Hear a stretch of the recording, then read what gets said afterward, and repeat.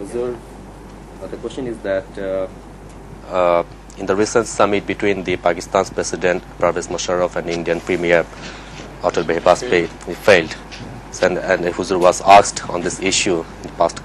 They were bound to fail. Right from the beginning, I had told my family members, it's impossible, they cannot find a solution which is acceptable on both sides of the border. This morning, a statement was issued by Government of India that Kashmir is a two-tongue of India. No negotiation on this issue. So it was bound to fail. It was done only under American pressure, but it will not succeed. I think ultimately they have to go to war. They'll perhaps have a war with each other.